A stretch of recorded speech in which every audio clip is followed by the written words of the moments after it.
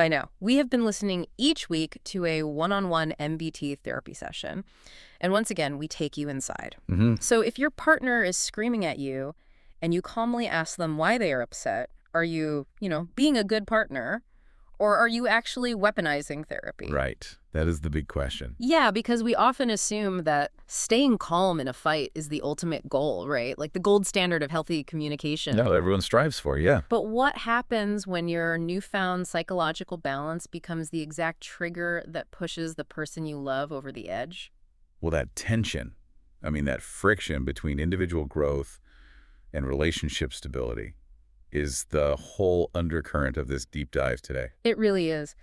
Today, we're stepping back into the therapy room. It's a Tuesday, May 19th, and the atmosphere is deceptively quiet. Yeah, if you were just, walking past the door, you'd think you were listening to two old friends catching up in a cafe. Exactly. We're going to look at what happens when one person changes the rules of engagement and the other is left fighting a ghost. But let's start with that quiet opening. Let's do it. The recording starts with this really casual conversation about holidays. The therapist has just returned from a trip to Turkey, specifically the Lara region. Right, and the client immediately engages with that. He's clearly well-traveled. Oh, yeah. He starts charting out the geography of the Turkish coast from his own memory. He mentions Kusadasi, roads, and then he lands on the specific village called Side. And the way he describes it is so visual. It really is. He paints this intense picture. He describes how the modern village is built directly over ancient Roman ruins. Wow. Yeah, so as you walk through the town to get a coffee or whatever, you're stepping onto these massive, thick glass plates. You're looking straight down at the crumbling stones and pillars of antiquity right beneath your feet. It's a striking visual. Yeah. And, even though neither of them explicitly calls it out on the moment, that image of the glass floor over the ruins, it is basically the perfect mechanical metaphor for mentalization-based treatment, MBT. Oh, I love that. Break that down for us. Well, the entire goal of this therapeutic modality is to help a person build a sturdy, transparent platform of observation. Right. You learn to walk safely over the ruins of your past traumas, your reactive behaviors, and your history. You look down at them, you acknowledge they are there, but you don't fall in. That is such a profound way to look at it. But I want to pause on the mechanics of that opening interaction for a second. Sure. Let's look at this from the perspective of someone paying for clinical time. You have a client sitting there who is there to do grueling psychological work. Yeah, it's not cheap, and it's hard work. Exactly. So why does a trained professional spend the first 5 to 10 minutes discussing water slides and the logistics of an all-inclusive resort? Isn't that a disservice to the clinical hour? It definitely looks like small talk to the untrained ear. But clinically, it is a highly calibrated diagnostic tool. Really? So it's not just killing time? Not at all. We refer to this as a temperature check, or establishing the physiological and psychological baseline. Okay, so what is she checking exactly? Well, when a client walks into a room, a therapist has no idea what nervous system state they are bringing through the door. Are they highly activated? Are they dissociative? Right, they could be anywhere on the spectrum. Exactly. So by engaging in this seemingly mundane conversation about travel, the therapist is running a silent, complex assessment. She's assessing his autonomic nervous system. How does she do that just by talking about Turkey? She's observing his respiratory rate. Is he breathing from his chest or his diaphragm? She's looking at the tension in his jaw and his shoulders. Ah, so it's all physical cues. Physical, but also cognitive. Most importantly, she is testing his capacity for reciprocal conversation. Can he listen to her experience, process it, hold her perspective in his mind, and simultaneously offer his own memory? And if he can do that, it means he's regulated. Precisely. His prefrontal cortex is online. He's mentalizing. So she is essentially pinging his server to see if the network is stable before she tries to upload the heavy data. That is a highly accurate way to frame it, yeah. She needs to know his baseline of safety. And he sounds really safe in that moment. He tells a story about taking his kids to an all-inclusive resort, and he describes the absolute ease of it. The kids putting on their little wristbands, running to the pool. Yeah, and the absolute peace that gives him. The therapist is logging that effect.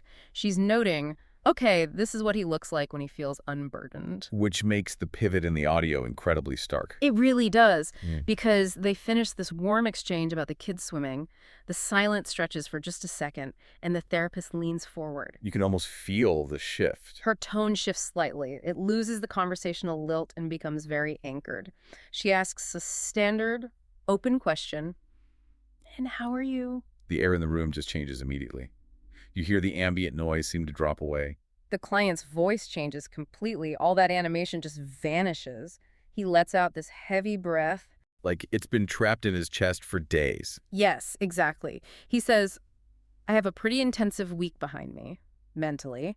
And in that split second, the glass floor vanishes. We are suddenly down in the ruins. We are right in it. He immediately reveals that he has been operating on a razor's edge. He tells her about a group session he attended earlier in the week. Right, where he walked in and gave a warning. Yeah, he walked into that group and literally issued a disclaimer to the room. He told them, I am at the absolute top of my window of tolerance. I am highly stressed. That is a massive admission. He went on to say, if I am not nice today, if I come across as sarcastic, I want you to know it is not you. It is my tension. From a clinical standpoint, that level of preemptive self-awareness is remarkable. It requires a highly active capacity to self-reflect. Because he's catching it before it happens. Right, and to understand what he's experiencing, we have to look at the mechanics of that phrase he used, the window of tolerance. Yeah, let's break that down. How does that window actually operate in the nervous system? So this is a concept developed by Dr. Dan Siegel. It's foundational to understanding emotional regulation. The window of tolerance represents the optimal zone of arousal for a human being. Okay, so when you're inside it, you're good. Exactly. When you're inside this window, your autonomic nervous system is balanced. You can experience stress, joy, anger, but you remain anchored. You don't lose control. Right. Your prefrontal cortex, the logic and empathy center, maintains an active connection with the amygdala, which processes threats. You can mentalize. So you have space between the stimulus and the response. You can ask yourself, why is my partner yelling, without feeling like your life is in danger? Exactly. But when a stressor is too intense, your nervous system gets pushed outside that window. You go into hyperarousal, which is the fight or flight state. Lots of cortisol and adrenaline. Yep. Heart rate spikes, vision narrows. Or you can be pushed down into hypoarousal, the freeze state, where you just dissociate and shut down. So when he walks into his group session and announces he is at the absolute top of his window, he's telling them his prefrontal cortex is clinging to control by a thread. He is one minor annoyance away from a biological hijacking. He's acknowledging his internal pressure cooker is at maximum capacity. He's trying to manage his environment to prevent a breach. Exactly. He is taking responsibility for his state rather than blindly acting it out on the group. But the tragedy here is that while he could manage his environment in the safety of a therapy group, he could not manage his environment at home. No, the home environment was a different story entirely. He transitions into describing the incident that pushed him over the edge. He walks the therapist through a specific confrontation with his partner later that week. The scene he sets is so tense. It is. He describes arriving home from work. Mm. He says the moment he opened the door, his instinctual radar just went off. He read the room instantly. He noticed her posture, her voice. Yeah, the specific pitch of her voice, the erratic movement. He realized she had been drinking. And he uses a very specific, deeply vulnerable phrase to describe his internal state in that second. Yeah, he tells the therapist, I felt like a small child. Which is such a heavy thing for a grown man to say. What is happening there psychologically? When an adult in a stressful situation suddenly feels like a small child, we are looking at a state-dependent memory retrieval. So he's flashing back. Right. His nervous system isn't just reacting to an intoxicated partner in the present moment. It's flashing back to foundational experiences of unsafety. Because to a child, an unpredictable caregiver is terrifying. It is a life-threatening scenario. When his partner is intoxicated, she becomes unpredictable. His amygdala sounds a 4-alarm fire, signaling that the environment is profoundly dangerous. Yet he tells the therapist he tried to hold his ground. He didn't immediately yell or run. He tried to stay regulated. Yeah, he says he deliberately tried to stay calm, to stay low to the ground. He actively attempted to investigate the situation by asking her questions. He was trying to uncover the root of her behavior. He was searching for the logical reason behind her unreasonableness. But that didn't work, did it? No, and it's a fascinating misapplication of a therapeutic tool. He is utilizing the skills he learned in MBT, staying curious, asking questions. Right, trying to read her mind, essentially. But he is deploying these tools in a fundamentally unsafe environment with a person who is chemically and emotionally incapable of participating. You can't mentalize someone who is drunk and angry. You really can't. When a person is intoxicated and hostile, their own prefrontal cortex is completely offline. So he's trying to negotiate with the storm. That's exactly it. He is asking logical questions to a nervous system that only understands threat and defense. And because his attempts at curiosity are met with escalating hostility, his cognitive load just becomes too heavy. He was already at the top of his window of tolerance. Her hostility is the final push. The prefrontal cortex gives up, and his capacity to mentalize shuts down completely. And the narrative reaches the suffocating climax. The argument moves into the shed. His partner looks at him totally dysregulated and accuses him of wanting to leave the relationship. A massive escalation. And the client, whose nervous system is now completely overwhelmed, stops trying to de-escalate. He confirms it. He says, yes, that is exactly what he wants. He just taps out. He turns to walk away. But as he crosses the threshold of the house, walking out the open front door to his car, he drops a defense mechanism that he knows will hit its target. He couldn't resist. He turns back and says, if I were you, I'd have another drink. It is a surgical strike. It is. It's biting, it's sarcastic, and it's designed to hurt. And the immediate reaction is explosive. As he gets into his car, his partner runs to the front door and starts screaming out into the street. Just total chaos. Now, here's where I really struggle with the therapist's approach, and I think a lot of people listening will feel the same friction. Let's hear it. We have a client openly admitting that he delivered a highly toxic, sarcastic remark to a partner who is clearly struggling with alcohol and emotional instability. Right. Why does the therapist not intervene here? Isn't remaining neutral bordering on enabling? If a therapist doesn't point out that weaponizing someone's addiction is unacceptable, aren't they implicitly validating abusive language? That is a very common and understandable critique of psychodynamic therapies, especially MBT. It feels counterintuitive to hear a client admit to cruel behavior and not hear the therapist provide moral correction. Yeah, it feels like she's letting him off the hook. But we have to look at the mechanics of what moral correction actually does in a therapeutic setting. If the therapist acts as a referee, what is the immediate physiological response in the client? I mean, I guess defensiveness, shame. Precisely. Shame is a threat response. When a client feels shame, the amygdala fires, the prefrontal cortex shuts down, and the client goes into defense mode. They'll start justifying their behavior, like, well, you don't know what she was doing. She was screaming at me. Exactly. And the moment the client goes in the defensive, exploration dies. The therapy session becomes a courtroom, and the work stops entirely. So the therapist is not there to be a judge. She is there to be the architect of his self-awareness. Yes. She takes what is formally known as a non-knowing, non-judgmental stance. She does not validate the cruelty, but she doesn't condemn it either. She just bypasses the morality of the action and targets the mechanical origin. Right. She asks a very quiet, precise question. From what feeling did you say that? It is such a disarming pivot.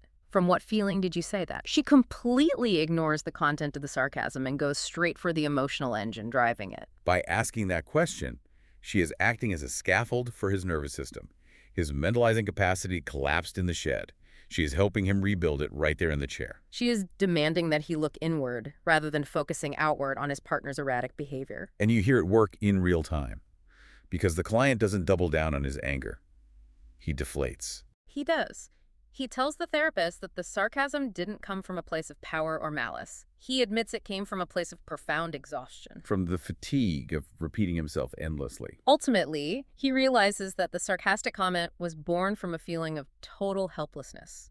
He used the sarcasm as a shield because he felt completely trapped. He recognizes that the aggression was actually a manifestation of vulnerability. That is a deep level of psychological integration. But the fallout of that moment in the driveway is far from over. Because as he's driving away, trying to calm his own shattered nervous system, he doesn't realize the domino effect his departure has triggered. The situation inside the house escalated further. Yes. His partner slammed the door, and in her anger, she made a dark, highly suggestive comment out loud about him driving his car to the train. It was a veiled implication of self-harm. And the devastating piece of this puzzle is that his young son was in the hallway and heard her say it. This is the collateral damage of a dysregulated family system. The adults lose their capacity to mentalize, they engage in unregulated emotional combat, and the environment becomes toxic. And the child absorbs all of it. Exactly. A child who has no context and a highly permeable nervous system absorbs the terror of the adults. The client finds out because a few minutes down the road, his phone vibrates. It is a text from his son.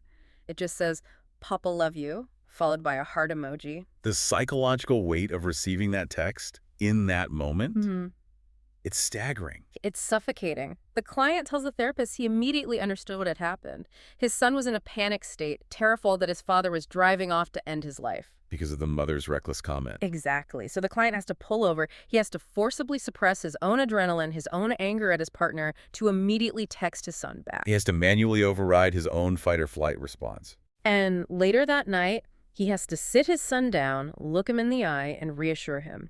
He tells his boy, "That low point is in the past. Papa is not going to do that. You never have to worry about that."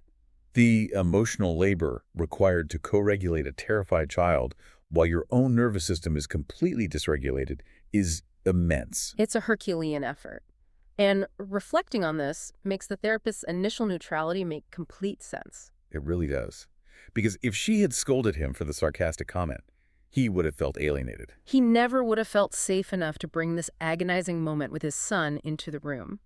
By holding that neutral space, she allowed him to process the entire traumatic sequence. Right down to the heavy grief of having to comfort his child. We see the acute crisis resolve in the recounting, but it exposes the underlying fracture in the relationship. The explosive fight was the symptom. The root cause is a fundamental misalignment in how these two people process reality. Yes, and we see that misalignment clearly in the next event he brings to the session. We move from an explosive crisis to a slower, more insidious type of conflict. It's a conflict that doesn't involve screaming, but it is perhaps even more dangerous. Because it is a clash of basic languages. It is a philosophical conflict about the definition of care. Exactly. The client describes a weekend outing later that same week. It is a classic, complicated, blended family operation. Logistics heavy. Very.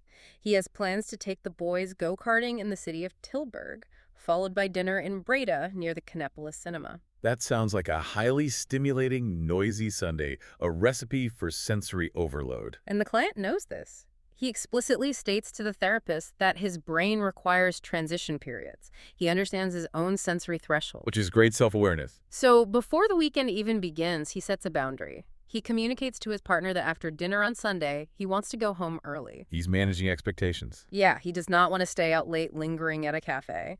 He needs to return to the house to have some protected me time to decompress and let his nervous system reset. He even carves out a 10-minute pocket of silence for himself on the couch before his partner arrives home.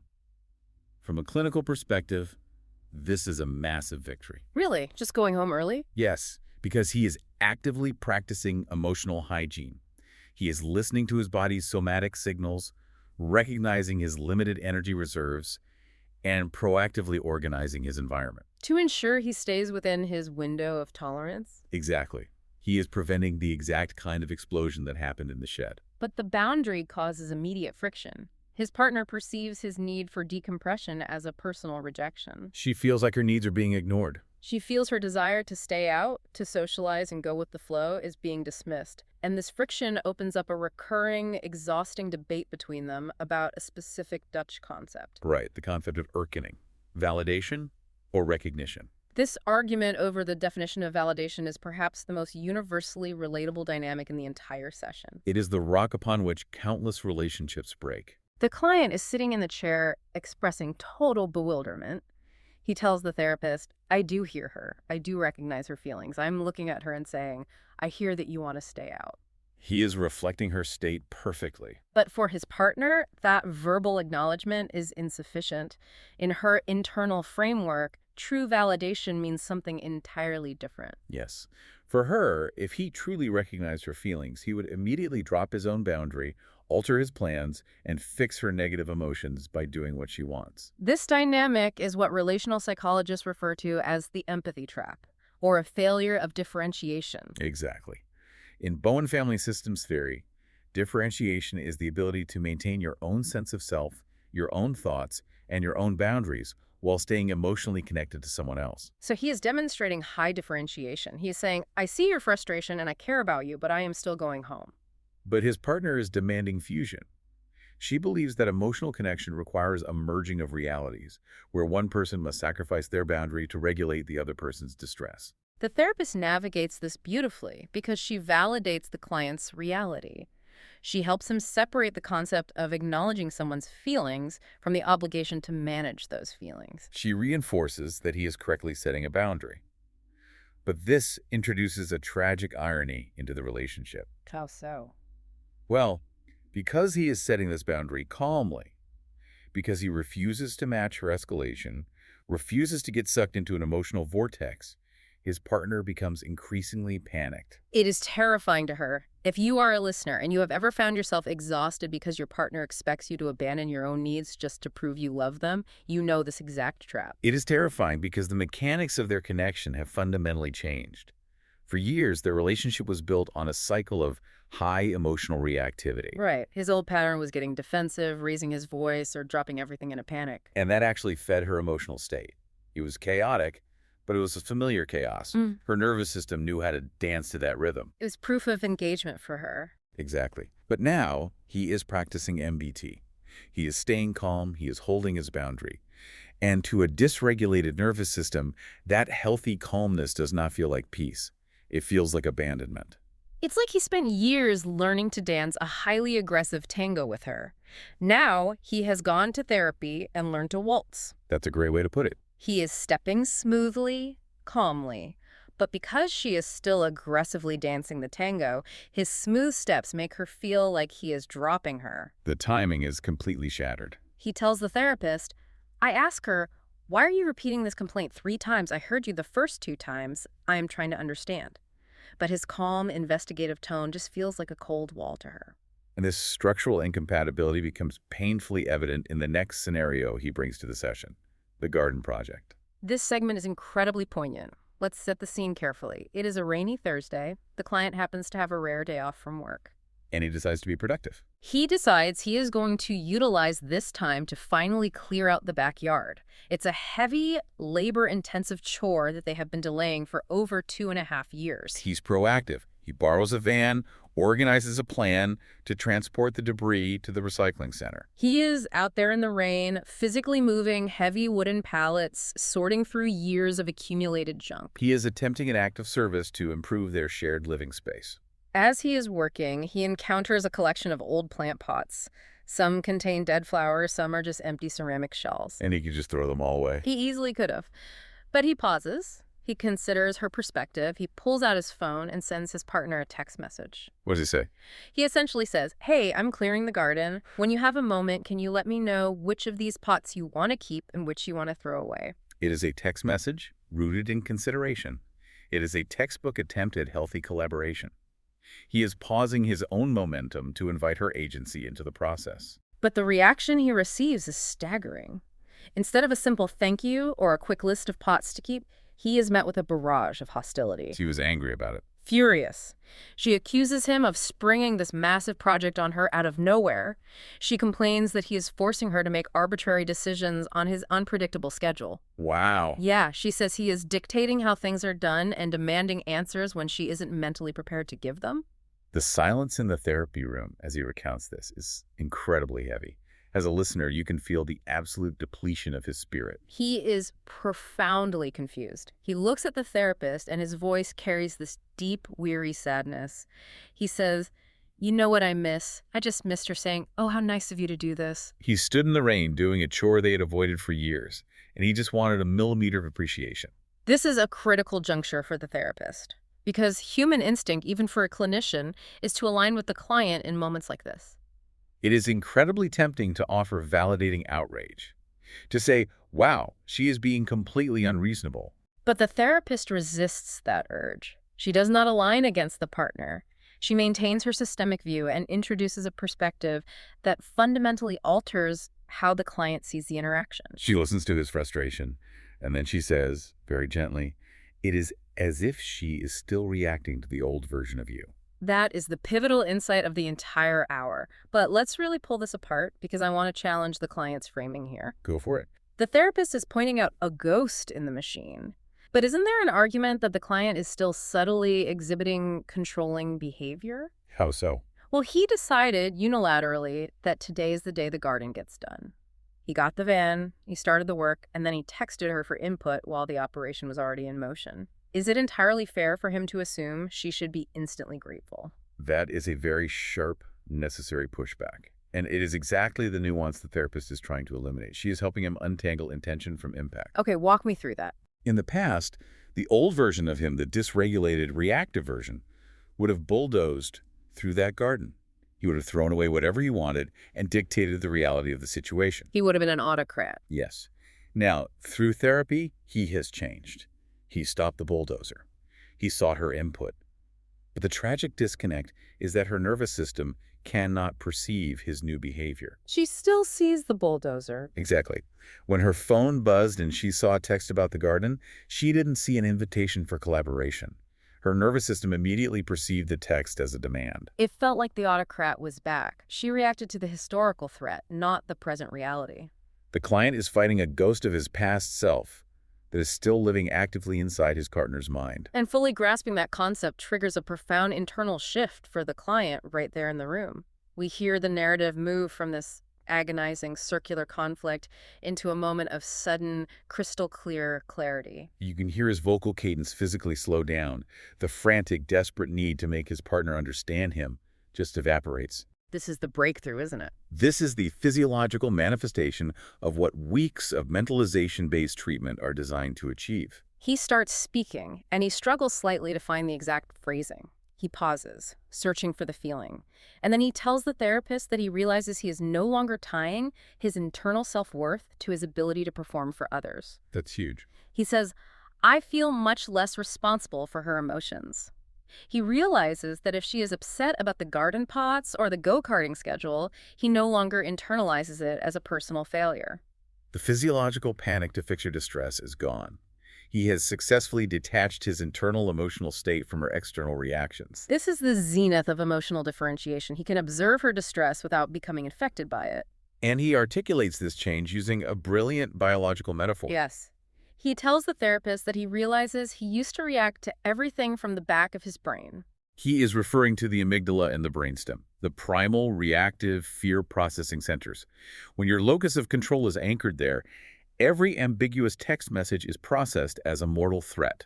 Your behavioral repertoire is limited to attacking, fleeing, or freezing. But now, he says, he feels like he is operating entirely from his frontal lobe. The prefrontal cortex, the executive center, the seat of logic, emotional regulation, and mentalization. Right. He tells the therapist, almost with a sense of quiet awe, that he realizes he is mentalizing 50 times a week without even having to try. When he first started therapy, pausing to think about why someone was acting a certain way took immense, exhausting, conscious effort. It felt like lifting heavy weights. No, it has moved into his subconscious. It has become an automatic reflex. His biological hardware has literally caught up with the psychological software he has been installing. He is describing the mechanics of neuroplasticity in real time. Exactly. Therapy is not merely an intellectual exercise. Effective therapy physically alters the architecture of the brain. By constantly practicing the pause, choosing curiosity instead of defensive rage, he has thickened the neural pathways to his prefrontal cortex. He has literally built a biological superhighway to his higher reasoning centers. The default route for his stress response has physically relocated. And the therapist understands the magnitude of this admission. She doesn't let it slide by as just another comment. She actively halts the momentum of the session. She forces him to sit in the discomfort of acknowledging his own growth. She stops him and asks, "What good is it that you give yourself a compliment now?" It is a rare, beautiful moment of lightness and genuine, hard-earned pride. He smiles. He says, I'm becoming very important to myself. It is a foundational realignment of his identity. He has built a secure base inside his own mind, and he desperately needs the structural integrity of that secure base for what comes next. Because the final quarter of this session addresses the brutal collateral damage of outgrowing the system you live in. We reach the emotional climax of the hour. As grounded and secure as he feels in his own skin, his voice fractures when he shifts the topic to his son. The quiet pride vanishes. It's replaced by a deep, fierce, protective tenderness that is laced with an overwhelming sense of grief. It is the grief of witnessing a tragedy you cannot stop. He starts describing the depth of the bond he has cultivated with his boy. He says, "My boy is my boy." He talks about the texture of their relationship. They don't just sit around having superficial chats. No, they don't just talk about Formula One racing or football statistics. They watch narrative television series together on Netflix. And when a complex emotional theme arises on screen, anger, fear, sorrow, they hit pause. They actually pause the show to discuss it. They have highly fluent, emotionally intelligent conversations about human behavior. His son feels completely safe sharing his internal world, and the father now has the psychological capacity to hold it. He is executing intergenerational cycle breaking. He is actively teaching a young male nervous system how to mentalize. He is giving his son the tools that he himself had to pay a therapist to learn in his 40s. But the contrast between his relationship with his son and his partner's behavior is what is tearing him apart. He expresses a profound sorrow that his partner is entirely missing out on this beautiful connection. He observes her moving through the house, projecting her internal chaos onto everything and everyone around her. He mentalizes her struggles. He attributes her volatility to a combination of hormonal changes and menopause, Which he describes using a Dutch idiom roughly translating to cleaning out the nest, where biological imperatives make everything feel wrong. He synthesizes this with her alcohol use. He sees the underlying biological and psychological engines driving her distress. But understanding the mechanism of a buzzsaw does not make it any less destructive when it hits you. Exactly, because he has to watch her unleash this chaos over completely trivial things. He gives a heartbreakingly mundane example. The yogurt cup. Yes. His son finishes a snack and leaves an empty plastic yogurt cup on the living room table. Standard, forgetful kid behavior. But his partner discovers the cup and reacts as if it were a calculated insult. She takes the presence of the cup as a profound, personal sign of disrespect toward her. She projects all of her internal negativity, all her feelings of lack of control onto this empty piece of plastic. The client tells the therapist, "I could fight with him about the cup, I could yell at him to make her happy, but I'd only be hurting myself and my son." The cup has absolutely nothing to do with him not taking her seriously. She has lost her psychological mirror. She cannot see that the aggression she is aiming at her son is actually originating from within herself. And the pacing of the audio here just grinds to a halt. You can hear the client's heart breaking in the silence, because he remembers the woman she used to be. He remembers the mother she was. He recalls this vivid, specific image of her from years ago. Standing in the kitchen, pureeing fresh food for the boys with a hand mixer. He remembers the meticulous care she took, the devotion she exhibited. That image of the hand mixer, of pureeing fresh food, is a potent symbol of unconditional care. It is the antithesis of the woman raging over a yogurt cup. You feel this deep, aching sense of ambiguous loss. He is mourning a woman who is still physically walking around his house, but who has vanished psychologically into a fog of hostility. He loves her, but he cannot reach her through the armor she has built. This brings the session to its ultimate, unavoidable crossroads. This is the consequence of asymmetrical growth in a relationship. When one partner does the agonizing work to update their psychological operating system and the other is unable to join them, the system breaks. The therapist makes her final, crucial intervention. She listens to his grief. She validates his empathy for his partner's struggles, but she firmly, unequivocally reminds him of his own revelation from earlier. She says, "You are also allowed to exist in this interaction." It is the ultimate clinical permission slip. Empathy does not require self-immolation. You can understand why someone is hurting you. You can even have compassion for their pain, but you are not obligated to let them destroy you. She suggests, very directly, that they need systemic or couples therapy. The current trajectory is completely unsustainable. They're speaking two entirely different languages, operating in two incompatible realities. The client nods. He agrees. He tells the therapist, "I am finally happy with myself." He has fought through too much trauma, done too much work to allow himself to be dragged back down into survival mode. He refuses to be pulled back into the dark. He recognizes that the old dynamic is dead. The familiar chaos is over. A new dynamic must be established. And that new dynamic will either be constructed together through mutual therapeutic work, or it will be found apart. But the status quo has expired. It is a terrifying, liberating, and devastating realization all at once. We step back out of the therapy room, leaving the client sitting in the chair, letting the echo of that truth settle over him. It leaves you wondering, if healthy boundaries look like abandonment to a dysregulated partner, is it possible to heal a relationship without breaking it first? It takes an immense quiet courage to hold on to your own mind, to stay curious, to keep your frontal lobe online when the person you love most in the world seems to be losing theirs. What you've just heard is not a finished story, it's a moment within an ongoing process. And as you may have noticed, some things are still unfolding. In the next episode, we will once again take you inside another one-on-one session. Thank you for listening, and don't forget to follow us to stay up to date.